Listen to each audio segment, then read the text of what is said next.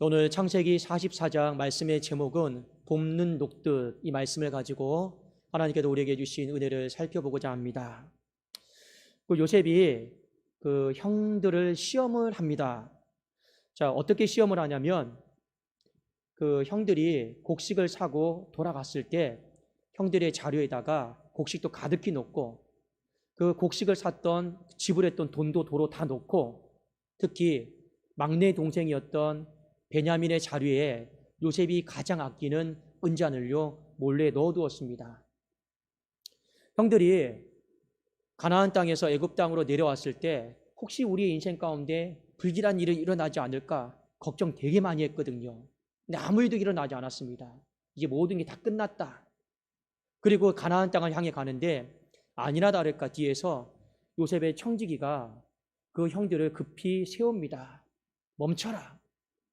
너희들 어떻게 은혜를 원수로 갚느냐? 아니, 저희들이 무엇을 그렇게 잘못했단 말입니까? 너희들이 우리 주인 요셉이 가장 아끼는 은잔을 훔쳐갔다.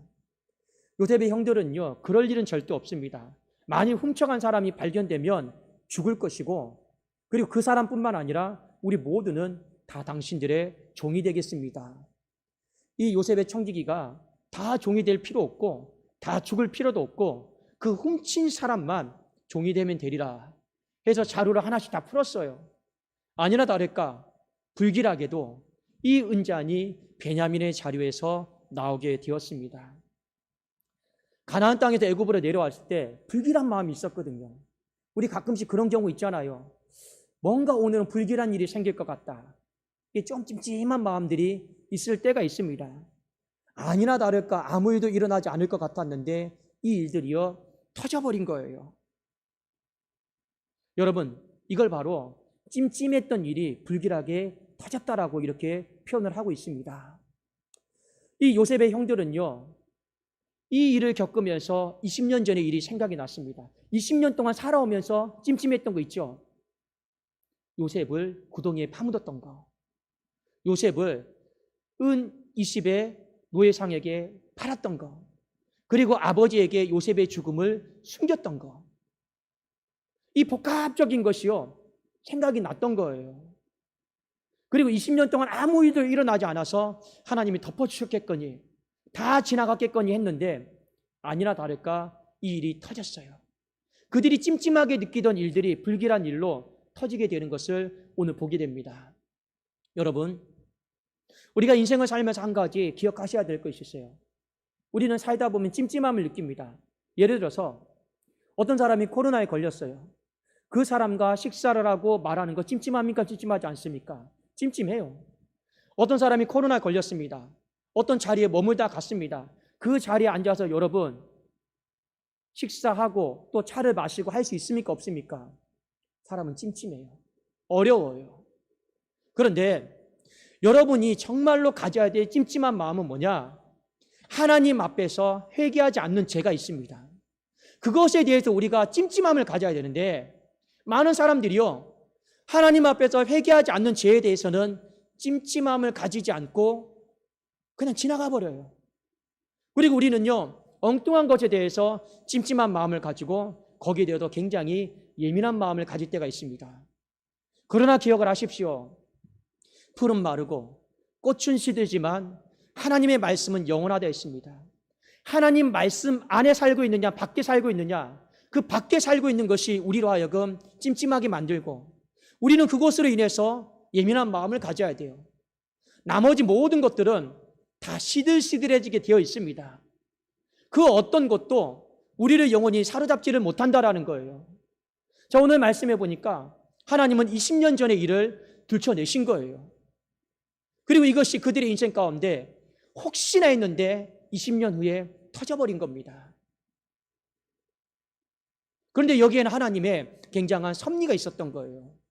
자, 여러분 오늘 본문의 말씀을 좀 더 정확하게 이해하기 위해서 왜 이런 일들이 벌어졌는지 목적이 뭔지를 좀 아실 필요가 있습니다. 요셉이 형들을 그냥 돌려보내주지 않아요. 소위 말하면 좋게 말하면 골려주는 거고 또 조금 나쁘게 말하면 복수하기도 하고 더 나쁘게 말하면 시험하고 있습니다. 그런데 요셉이 형들을 시험하는 이 부분에 있어서 하나님이 묵시적으로 허락을 해주십니다. 무슨 말씀이냐? 요셉이 형들을 시험하는 게 아니고 하나님이 요셉을 대리해서 형들을 시험하고 있는 거예요. 창세기 44장 16절에 보면 유다가 말하되 우리가 내 주께 무슨 말을 하오리까? 무슨 설명을 하오리까? 우리가 어떻게 우리의 정직함을 나타내리까? 하나님이 종들의 죄악을 찾아내셨으니. 요셉이 시험을 해서 여기까지 왔는데 형들의 마음은 무엇입니까? 하나님께서 종들의 죄악을 찾아냈다. 형들은 이 시험을 사람이 시험한다고 생각하지 않았고 하나님께서 이 시험을 행하고 있다라고 지금 바라보고 있는 거예요. 자, 그러면 이 시험의 목적은 뭘까요? 이 시험의 목적, 이 시험을 통과하려면 어떻게 해야 됩니까? 베냐민의 자료 속에서 은잔이 나왔습니다. 이 시험의 목적은요, 베냐민을 형들이 두고 가느냐 아니면 끝까지 품고 가느냐, 이것이 시험의 목적이에요. 만일 베냐민을 두고 형들이 간다라면 과거의 죄를 뉘우치지 않는 거고, 베냐민을 품고 있는다라면 과거의 죄를요 뉘우친다라고 본 거예요. 요셉의 입장에서 생각하면 됐습니다. 20년 전에 요셉에게 악을 저질렀어요. 요셉을 다 버리고 갔어요. 그게 악행이고 죄악입니다. 20년의 시간이 흘렀습니다. 동생을 버리고 가면 20년 전에 요셉을 버리고 간 것과 똑같은 죄를 범하는 거예요. 동생과 끝까지 가면 20년 전에 그 죄악이요 용서받는 겁니다. 그래서 시험의 목적은 베냐민을 두고 가느냐 아니면 품고 가느냐, 그것이 과거의 죄를 뉘우치느냐 아니면 뉘우치지 않느냐, 그것과 관련이 되어 있다라고 하는 것입니다. 하나님도 그렇고 요셉도 그렇고 이 시험을 하는데 형들이 품고 가기를 원하고 있어요. 함께 해주기를 원하고 있어요. 그래도 오늘 창세기 44장에서 우리는 형들이 어떻게 반응할 것인가, 마지막 기회거든요. 그것에 대해서 우리는 주목해 볼 필요가 있습니다.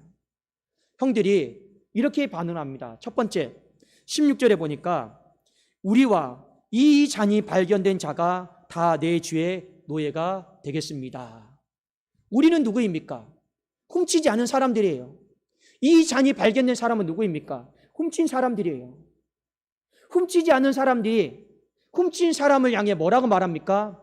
우리가 함께 노예가 되겠다, 함께 하겠다라고 이미 선언을 해버립니다. 여러분, 20년 전의 시간을 한번 생각을 해 보십시오. 20년 전에 형들은요 요셉과 철저하게 거리두기에 있습니다. 요셉과 끝까지 함께 하질 않았어요. 구덩이에 가둬놓고 식사하면서 남보다 더 못한 사람으로 요셉을 대우했습니다. 그렇게 요셉이 울부짖으며 살려달라고 형한테 얘기했지만 가족도 아니었어요. 남보다 더 못한 사람이었어요. 그 울부짖음과 눈물에 대해서 거리뒀습니다. 20년의 시간이 흘렀어요. 어떻게 됐든 간에 베냐민의 자료에서 이 은잔이 발견됐습니다. 형들이 뭐라고 합니까? 아우야, 왜 훔쳤니? 왜 그런 짓을 했어? 너가 정말 그런 짓 한 거야? 이런 말 자체를 하지도 않아요. 20년 전에는요 얼마나 여러분 따졌습니까? 꿈 얘기를 왜 해가지고, 얼마나 여러분 이것저것 따지면서 합리화했습니까? 근데 지금은요 전혀 묻지도 따지지도 않습니다. 그저 베냐민에게 이렇게 말합니다. 동생아, 두려워하지 마. 우리가 끝까지 함께 해줄 거야. 너를 절대로 버리는 일이 없을 거야. 네가 구덩이에 갇혀 있어도 우리는 같이 갇힐 거야. 네가 종으로 팔려가도 우리는 같이 팔려갈 테니까 걱정하지 말고 염려하지 마. 지금 형들이요 20년 전에 상상할 수 없었던 그 말을요 20년이 지난 그 시간에 내가 함께 할게, 그 불리한 상황 가운데 내가 함께 해주고 함께 지켜줄게라고 말하는 장면을 우리가 볼 수가 있습니다. 두 번째, 이 형들의 반응 가운데 우리가 주목해서 봐야 될 것이 있는데 아버지를 걱정한다라는 거예요. 창세기 44장 30절, 31절, 34절입니다. 아버지의 생명과 아이의 생명이 서로 하나로 묶여 있거늘 이제 내가 주의 종 우리 아버지에게로 돌아갈 때 아이가 우리와 함께 가지 아니하면 아버지가 아이 없음을 보고 죽으리니 이같이 되면 종들이 주의 종 우리 아버지가 흰머리로 슬퍼하며 수올로 내려가게 함이니이다. 수올은 지옥을 말합니다. 그 아이가 나와 함께 가지 아니하면 내가 어찌 내 아버지에게로 올라갈 수 있으리까? 두렵건대 재해가 내 아버지에게 미침을 보리이다. 20년 전에는요, 아버지와 철저하게 거리두기 했습니다. 그래서 어떻게 하면 아버지에게 더 큰 상처를 줄 수 있을까? 어떻게 하면 아버지의 마음을 더 후벼서 더 아픔을 줄 수 있을까? 그것만 궁리했던 형들이었습니다. 아버지의 마음에 가장 상처 줄 수 있는 방법이 뭔지 아십니까? 아버지가 가장 사랑하는 그 요셉을 없애버리는 거예요. 아버지의 마음을 가장 큰 타격을 주는 건 뭔지 아십니까? 아버지가 요셉을 사랑해서 채색 옷을 입혀줬잖아요. 그 채색 옷에다가 피를 발라가지고 동물에게 찢겨 죽였다고. 그거 바라보면서 아버지는 평생을 눈물로 보내야 되는 거예요. 근데 그 짓을 누가 했습니까? 형들이 한 거예요. 아버지인데 아버지가 아니에요. 남보다 더 못한 아버지니까 어떻게 하면 더 상처 줄 수 있을까? 더 아픔 줄 수 있을까? 더 심한 타격으로 무너지게 할 수 있을까? 20년 전에 형들이 생각했던 아버지와의 거리두기입니다. 근데 20년의 시간이 흘렀습니다. 누구를 제일 걱정하나요? 유다가 요셉에게 이야기해요. 한 가지만 부탁드릴게요. 이 아버지의 생명과 아이 베냐민의 생명은 묶여 있답니다. 연합되어 있습니다. 만약 함께 가지 못하면 아버지가 죽을 거예요. 우리 아버지가 그 죽는 모습을 우리가 어떻게 보겠습니까? 제발 그 재난을, 그 재해를 우리가 보지 않도록 한 번만 좀 선처해달라고. 한 번만 선처해달라고 사정을 하는 거예요. 20년 전에 여러분 상상할 수도 없었던 그런 모습 아닙니까? 지금 20년이 시간이 지나서 그 누구보다도 아버지를 걱정하고 그 아버지가 당하는 고통과 아픔을 보지 않았으면 좋겠습니다라고 선처하는 이 모습을 우리는 오늘 말씀을 통해서 보게 됩니다. 마지막 하나 더, 이 형제들 가운데 우리가 볼 수 있는 마음은 무엇이냐면 내가 죽겠다라고 하는 마음이에요. 유다가 마지막에 이렇게 말합니다.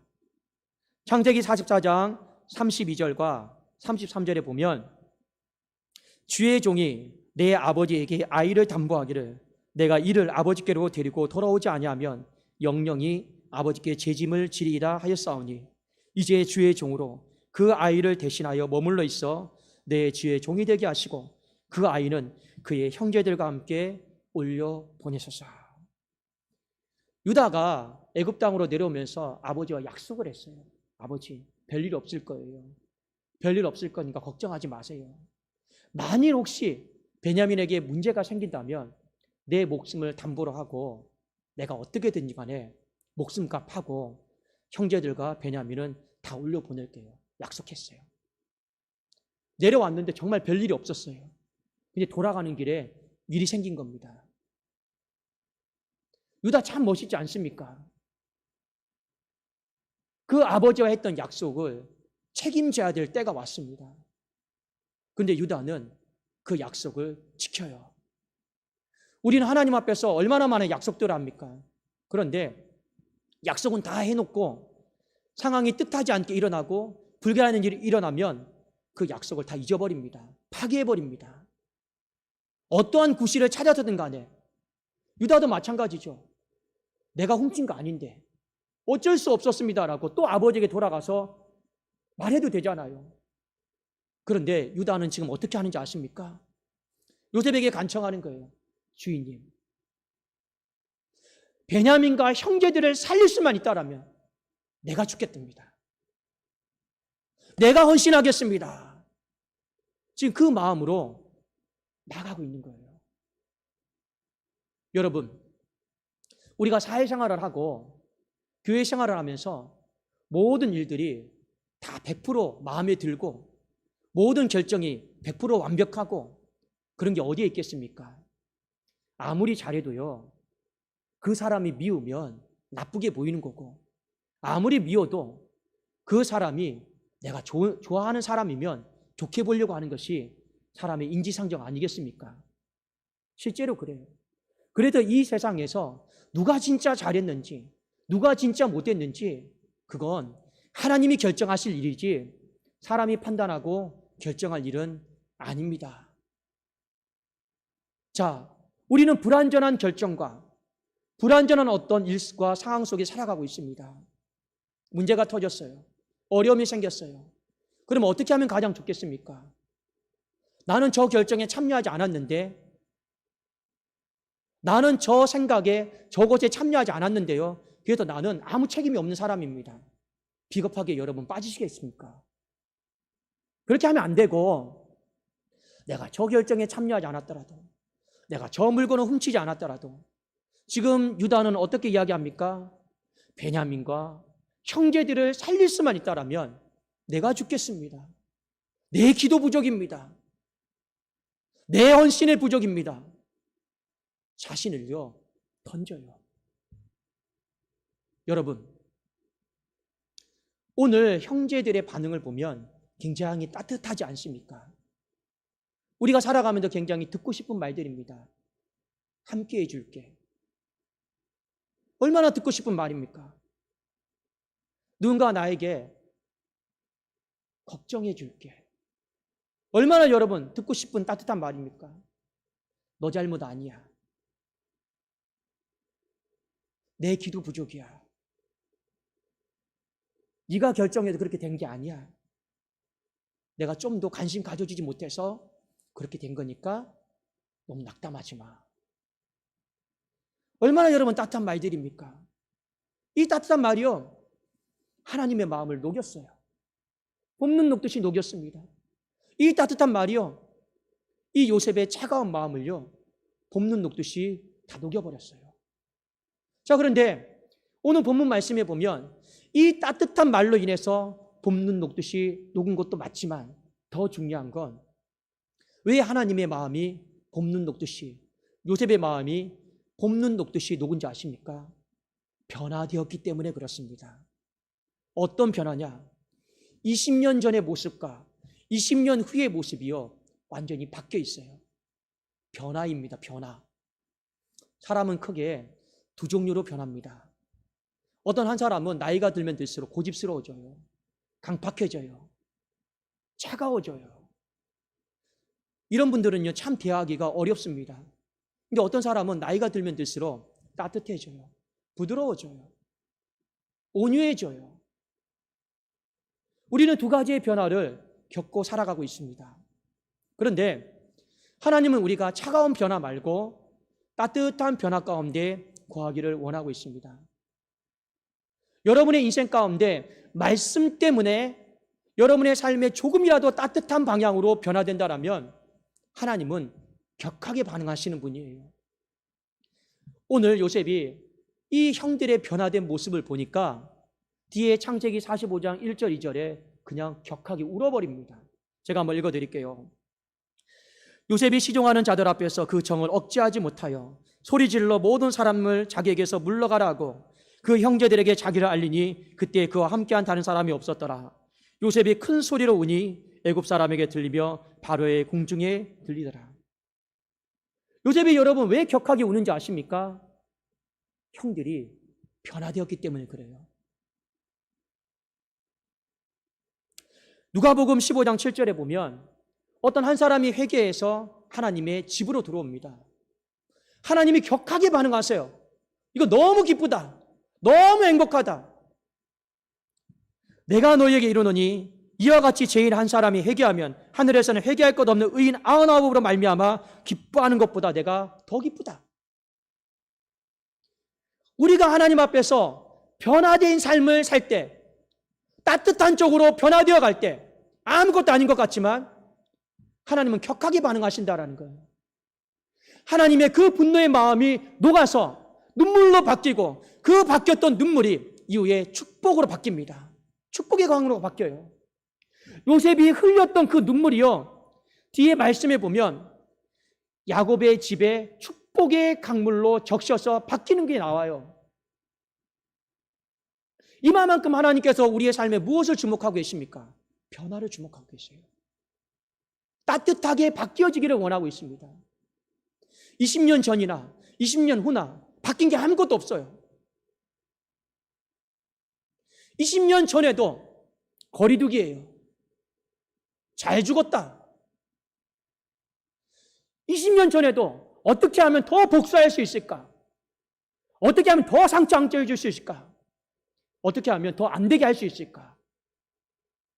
20년 전에요, 다 당신 잘못이죠. 당신이 결정 잘못했어. 판단 잘못했어. 이 지경 된 거 아닙니까? 근데 20년 후는 이렇게 바뀌어야 되지 않을까요? 함께 할게요. 걱정 많이 되죠. 당신 책임 아니에요. 내가 죽어지지 못해서 그래요. 내가 십자가 지지 못해서 그런 거예요. 그게 여러분, 하나님께서 우리에게 요구하시는 변화입니다. 자, 여러분, 오늘 인생을 살다가 혹시나 하는 찜찜한 마음속에 불길한 일을 겪게 됐어요. 깨달아야죠. 왜 이런 일들이 일어났을까? 근데 우리는요, 모든 문제의 원인은 다 알 수는 없습니다. 그렇잖아요. 그런데 문제를 풀어가는 방법은 하나입니다. 하나님이 답이셔요. 어떻게 풀어갑니까?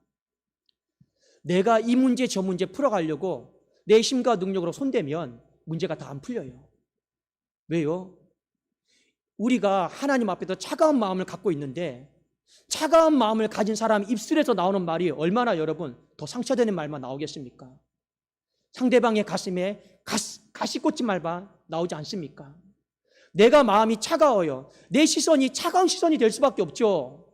그러니까 우리의 힘과 능력으로 변화되지 않는 모습으로 문제를 풀어가려고 하잖아요. 그럼 문제는 더 복잡해지고 뒤죽박죽 되는 거예요. 어려워지는 거예요. 하나님이 우리에게 답을 주셨습니다. 우리가 하나님 앞에서 따뜻하게 변해 있으면 그것이 문제를 풀 수 있는 열쇠다라는 것을 가르쳐 줬어요. 오늘 형제들이 요셉 앞에서, 하나님 앞에서 보여준 모습이 무엇입니까?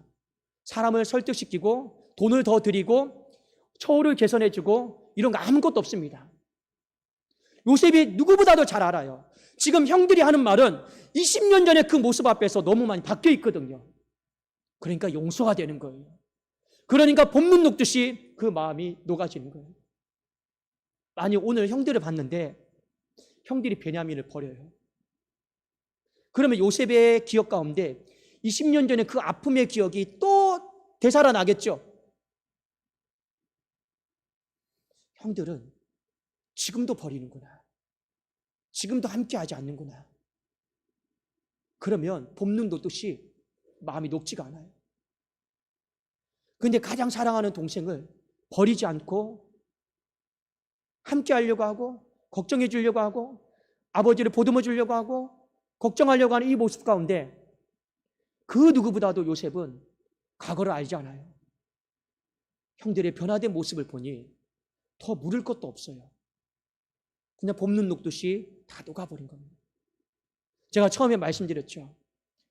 요셉이 시험하는 게 아니고 하나님이 시험하는 거예요. 그래서 요셉의 반응은 하나님 아버지의 반응과 똑같은 것입니다. 우리 성도님들, 사회가 어렵다 보니까 자꾸 거리두기 하래요. 물론 우리가 거리두기를 해야지만이 이 감염으로부터 지켜나갈 수가 있습니다. 그런데 20년 전의 모습을 보니까 형제들은 요셉과 철저하게 거리두기 했고 아버지와 철저하게 거리두기 했습니다. 여러분, 20년의 시간이 흘러가고 있어요. 우리는 거리두기 하면 안 돼요. 우리는 다시 연합해야 되는 거예요. 연합의 마음으로 가야지 예배도 거리두기 하고 사람과의 관계도 거리두기 하고 나라에서 거리두기 하라고 해서 여러분의 모든 삶을 다 거리두기 해버리면 우리는 끝나는 거예요. 거리두기 할 게 있고 안 할 게 있는 거예요. 지금 오늘 20년의 시간이 흘렀는데 형제들이 이것저것 다 따져가면서 베냐민과 거리두기 해봐요. 그러면 다 죽는 거예요. 다 멸망하는 거예요. 여러분의 인생 가운데 필요한 것이 있습니다. 여러분 하나님 앞에서 거리두기 하지 마세요. 여러분 사람과의 관계 속에서 육체적으로는 거리두기 할지라도 그래도 함께 할게요. 걱정되죠. 힘들었죠. 당신 잘못 아니에요. 내가 기도 부족해서 그런 거예요. 이거 하셔야 되는 거예요. 그거 안 하잖아요? 우리는 거리두기 하다가 모든 삶이 다 풍비박산이 나는 것입니다. 어려운 상황을 겪으면 찜찜한 것이 있어요. 우리는 그 찜찜함의 원인을 다 모릅니다. 그러나 여러분 오늘 말씀을 통해서 한 가지 더 묵상하십시오. 세상에 어떤 거 너무 예민하게 찜찜해하지 마세요. 정작 우리가 찜찜해야 될 것은 하나님이 내 죄를 들춰내시는 거예요. 하나님이 이 민족의 죄를 들춰내시는 건데 우리의 가정의 죄를 들춰내시고 우리의 교회의 죄를 들춰내시는 거예요. 그 속에서 우리는 우리가 예기치 못한 문제 안에 갇히게 됩니다. 풀 수 있는 방법이 무엇일까요?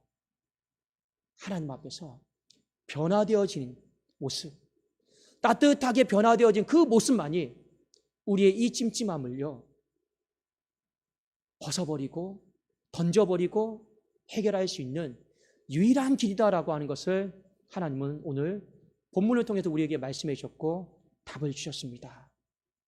여러분 오늘 이 말씀을 잘 기억을 하시면서 우리 따뜻한 변화가 있기를 원해요.